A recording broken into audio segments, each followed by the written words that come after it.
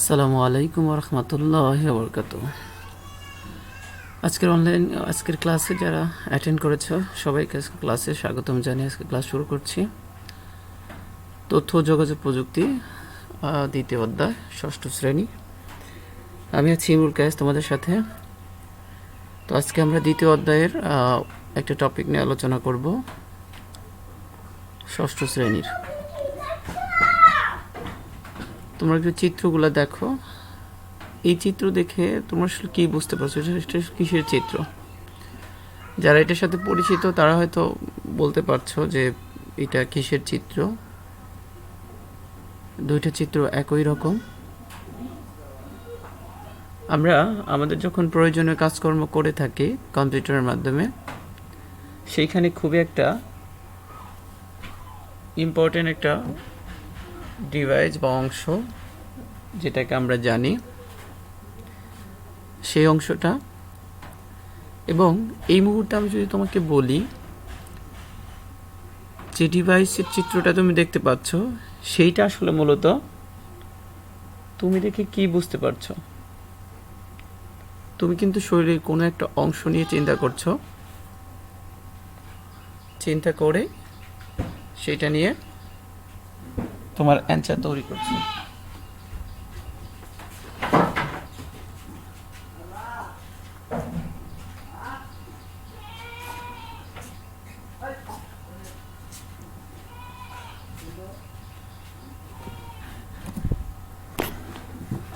এর সাথে আরেকটা ডিভাইস দেওয়া আছে, তুমি এটাও চিন্তা করে তুমি দেখতে পারো যে এটা আসলে কি ডিভাইস।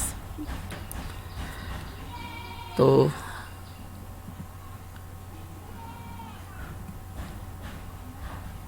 বুঝতেই পারছো আজকের বিষয় প্রসেসর ও মাদারবোর্ড।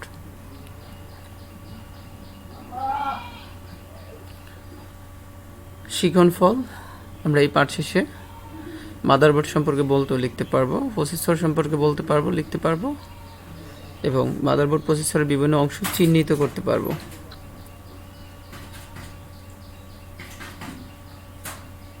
মাদারবোর্ড কি, তার আগে আমরা মাদারবোর্ডের একটা চিত্র দেখে নিই।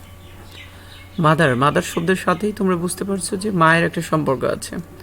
অর্থাৎ পৃথিবীতে আসতে হলে প্রত্যেকটা মানুষ বা প্রত্যেকটা প্রাণীকেই মা বা মাদার সোর্স বা যেখান থেকে আসবে সেরকম একটা সোর্স দরকার।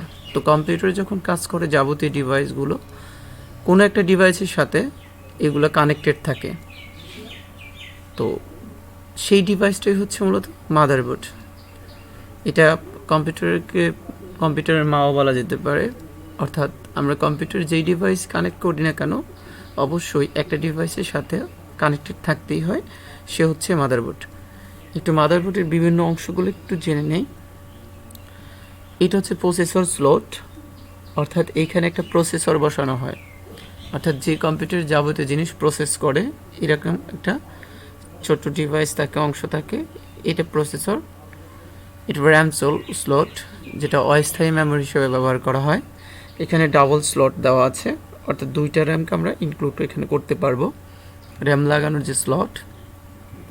এটা পাওয়ার কানেক্ট, অর্থাৎ আমি আমার এখানে এই ডিভাইস অর্থাৎ মাদারবোর্ডে যে পাওয়ার সাপ্লাই দিতে হবে, ইলেকট্রিক সাপ্লাই, সেটার জন্য এটা ব্যবহার করা হয়। এটা power connector. CD hard disk drive connector, অর্থাৎ সিডি এবং হার্ড ডিস্ক ড্রাইভের যে কানেক্টর আছে এখানে লাগানো হয়। যদিও এখন SATA পোর্ট ব্যবহার করা যেতে পারে, তো এইখানে কানেক্টরটা লাগানো হয় সিডি এবং hard disk connector. CMOS battery, অর্থাৎ এইটা হচ্ছে মূলত কম্পিউটারের ওই ব্যাটারি যেটার সাহায্যে কম্পিউটার টাইম ধরে রাখে। অর্থাৎ তুমি দেখো, তুমি দিনের পর দিন কম্পিউটার বন্ধ রাখছো, কিন্তু কম্পিউটার অন করার পরে আবারও সেটা কি হয়ে যাচ্ছে, আবার তুমি সেটা সুন্দরভাবে সে আগের টাইমটাই পেয়ে যাচ্ছ। এটা কারণটা কি? এই টাইমটা কে ধরে রাখে? এই টাইমটা ধরে রাখার কাজ করে থাকে হচ্ছে সিমোস ব্যাটারি। এই কাজটা করে থাকে হচ্ছে সিমোস ব্যাটারি।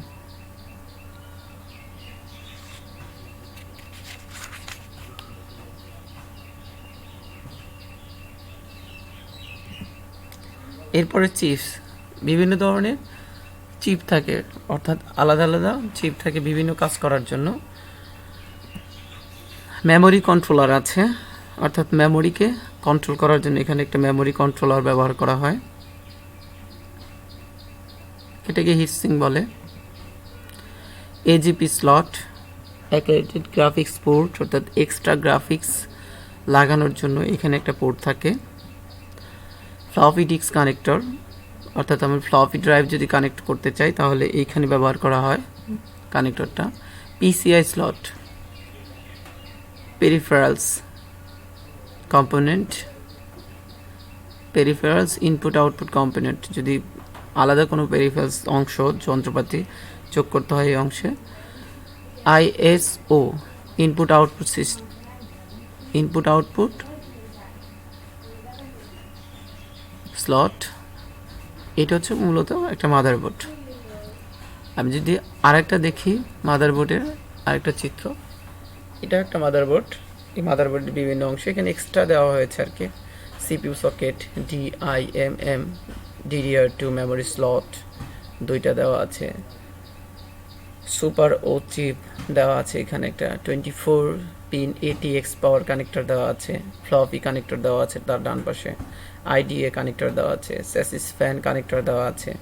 সাটা কানেক্টর, অর্থাৎ আমি যদি সাটা হার্ড ডিস্ক লাগাই, হার্ড ডিস্ক দুই ধরনের হয় প্লেট অনুযায়ী, সাটার পাটা, তো সাটা কানেক্টরের জন্য এখানে কানেক্টর আছে, ইউএসবি কানেক্টর। প্যানেল হেড আছে, ইউএসবি হেডার আছে। সাউথ ব্রিজ উইথাউট হিটসিং, এটা হিটসিং আছে সাউথ ব্রিজ। তারপর নর্থ ব্রিজ চিপসেট আছে ওখানে। এরপর সিমস ব্যাটারি, যেটা কথা বলেছিলাম। পিসিআই স্লট, তারপর ফ্রন্ট অডিও হেডার, অর্থাৎ সামনে থেকে শোনার জন্য যে থাকে এখানে সেই কানেক্টর লাগানো আছে। Integrated HD audio code chips লাগানো আছে। এখানে আছে PCI express x slot, PCI express X16 slot আছে। ইন্টিগ্রেটেড ইথারনেট চিপ আছে। এরপর আছে এইটা যেটা, সেটা বাইরে থাকে আইও প্যানেল, অর্থাৎ ইনপুট আউটপুট কানেক্টরস লাগানোর জন্য বিভিন্ন পোর্ট আছে। এই পোর্টগুলো থাকে হচ্ছে মাদারবোর্ডে, অর্থাৎ বাইরে হচ্ছে সিস্টেমের বাইরে লাগানো থাকে। বাইরে থেকে আমরা এগুলো লাগাই, যেমন কিবোর্ড লাগাই, মাউস, তারপরে আমরা ইউএসবি পোর্টের বিভিন্ন অংশ ইন্টারনেট কানেকশন দেওয়ার জন্য। RJ45 কানেক্টরের যে পোর্ট থাকে, পোর্ট। ATX কানেক্টর আছে, ATX কানেক্টর 4 পিনের। CPU ফ্যান কানেক্টর আছে এখানে, এবং রেয়ার ফ্যান কানেক্টর, পিছনের যে রেয়ার ফ্যান থাকে সেই ফ্যানের কানেক্টর লাগানো আছে। এই হচ্ছে একটা মাদারবোর্ড। তাহলে কম্পিউটার সিস্টেমের সকল উপাদান প্রত্যক্ষ বা পরোক্ষভাবে যে সবচেয়ে বড় সার্কিট বোর্ডের সাথে যুক্ত থাকে আমরা বলি মাদারবোর্ড। একে সিস্টেম বোর্ডও বলে। মাদারবোর্ড মূলত একটি প্রিন্টেড সার্কিট বোর্ড বা পিসিবি, যাতে বিভিন্ন ধরনের কানেক্টর এবং এক্সপানশন স্লট থাকে, যেটা আমরা দেখলাম। মাদারবোর্ডের মাধ্যমে প্রসেসরের সাথে কম্পিউটার অন্যান্য উপাদান সমূহ যেমন মেমোরি ও storage, power supply unit, hard disk drive, DVD drive, video card, sound card, অন্যান্য ইনপুট আউটপুট ডিভাইস যুক্ত থাকে। মেমোরি লাগানোর জন্য যে স্লট থাকে তাকে বলে SIM, single inline memory module, আর DIMM, dual inline memory module. বাজারে Intel, Asus, Gigabyte, MSI, Foxconn ইত্যাদি ব্র্যান্ডের মাদারবোর্ড পাওয়া যায়। মাদারবোর্ডের বিভিন্ন অংশ: CPU সকেট, CPU ফ্যান বা heatsink mount, CPU fan connector, DIMM memory slot, super IO chip, 24 ATX power connector, floppy connector, SATA connector, IDA connector, PCI slot, integrated audio codec chip, PLC সকেটের মধ্যে BIOS flash chip, south bridge heatsinks, PCI express slot, CMOS battery, integrated graphics processor, integrated peripherals connector, যেগুলো আমরা PSA2, keyboard, mouse, serial port, parallel port, VGA, firewall, II 3094A, USB X4, ethernet, audio X6 ইত্যাদি ব্যবহার করে থাকে। এরপর আসি processor. চিত্রতে দেখেই পাচ্ছ পিন লাগানো একটা ডিভাইস দেওয়া আছে, এটা প্রসেসর। তো ফার্স্ট যদি আসি প্রসেস মানে কি? প্রক্রিয়া করা। তার প্রসেসর যে প্রক্রিয়া করে বা প্রক্রিয়াকারী। তো কম্পিউটারে যে এই যে যাবতীয় কাজ করে, এই সব কাজকে একসাথে সুন্দর করে কোনো একজন আছে যে কি করে, নিয়ন্ত্রণ করে এবং প্রসেস করে, প্রক্রিয়ার কাজ করে থাকে। তো কম্পিউটার প্রত্যেকটা অংশ যদি গুরুত্বপূর্ণ, তার চেয়ে যে কোনো একটা অংশ না থাকলে কম্পিউটার ব্যবহার করা যায় না, সেটা হচ্ছে প্রসেসর। আমরা যদি একটি কম্পিউটার খুলে ফেলি সাধারণত একটা বোর্ডকে দেখতে পাবো, সেখানে অসংখ্য ইলেকট্রনিক্স খুঁটি নেই, যেটা আমরা মাদারবোর্ড নামে জানি। তো সেই মাদারবোর্ডের গুরুত্বপূর্ণ একটা অংশ হচ্ছে প্রসেসর। প্রসেসর হলো কম্পিউটারের অন্যতম প্রধান হার্ডওয়্যার। প্রসেস শব্দের অর্থ হলো প্রক্রিয়া করা, মূলত একে সিপিইউ বা সেন্ট্রাল প্রসেসিং ইউনিট বলে, কেন্দ্রীয় প্রক্রিয়াকরণ অংশ।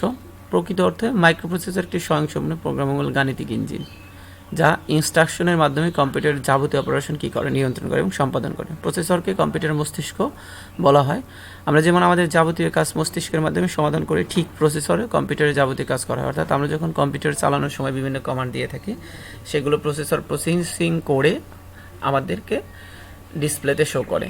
সিপিইউকে তিনটি ভাগে ভাগ করা যায়: গাণিতিক যুক্তি ইউনিট, নিয়ন্ত্রণ ইউনিট এবং রেজিস্টার বা স্মৃতি ইউনিট।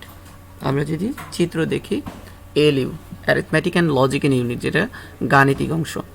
অর্থাৎ কম্পিউটার কিন্তু গাণিতিক যন্ত্র, অর্থাৎ আমি যাই কিছু দেই না কেন কম্পিউটার গাণিতিকভাবেই কাজ করে। নর্মালি যদি আমি ধরো 1 আর 1 যোগ করতে দিলাম, তাহলে কি হবে? 1 আর 1 সে যোগ করবে, যোগ করে 2 অ্যান্সার আমাকে দেবে। অথবা আমি কম্পিউটারে লিখেছি স্বরেয় অথবা এ অথবা ক, এটা লেখার সাথে সাথে কম্পিউটার কিন্তু স্বরেয় এ ক এগুলো কিছু বোঝে না, কিন্তু স্ক্রিনে আবার এগুলোই দেখাচ্ছে মনিটরে। তাহলে এটা কিভাবে কাজ করে? অর্থাৎ প্রত্যেকটা সংখ্যার বিপরীতে একটা ভ্যালু আছে কম্পিউটারের। এই ভ্যালুটাকে মূলত বাইনারি ডিজিট বা মেশিন ল্যাঙ্গুয়েজ বলা হয়। তো বাইনারি ডিজিট হচ্ছে 0 আর 1, তো 0 1 1 অঙ্ক, এই জন্য এটাকে প্রসেসিং ইউনিট বলা হয় বা এএলইউ অ্যারিথমেটিক লজিক ইউনিট বলা হয়। এরপর কন্ট্রোল ইউনিট। এই কন্ট্রোল ইউনিটের কাজ কি? কন্ট্রোল ইউনিটের কাজ হচ্ছে এই প্রসেসর যাবতীয় কাজ যা করবে প্রত্যেকটা জিনিসকেই কন্ট্রোল করা, এই কন্ট্রোল ইউনিটের কাজ। আর মেমোরি ইউনিট, যেটা মেমোরি ইউনিট হচ্ছে আমি যখন একটা ডেটাকে কম্পিউটারের ভিতরে দিব, তো এটা রাখার জন্য কম্পিউটারের একটা নিজস্ব স্মৃতি প্রয়োজন। এই স্মৃতিটাকেই বলা হয় কম্পিউটারের মেমোরি। তো কম্পিউটারের মেমোরি আমরা আগেই পড়েছি, আগের ক্লাসগুলোতে যদি খেয়াল করি আমরা মেমোরি স্টোরেজ ডিভাইস অংশটা শেষ করেছি। সেখানে আমরা বলেইছিলাম প্রাইমারি সেকেন্ডারি মেমোরি। তো এইখানে যেটা ব্যবহার করে, এটা প্রাইমারি মেমোরি ব্যবহার করা হয়।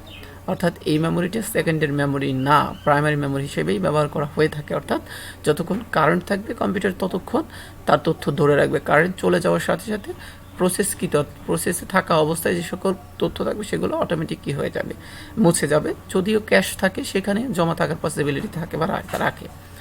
তো এই হচ্ছে একটা প্রসেসরের গঠন।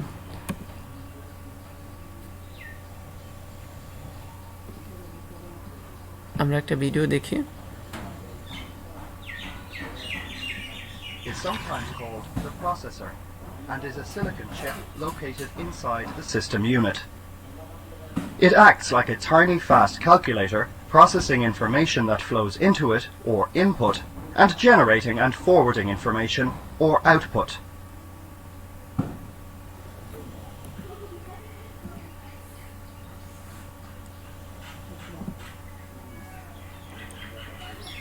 তো সবাইকে ধন্যবাদ। আল্লাহ হাফেজ।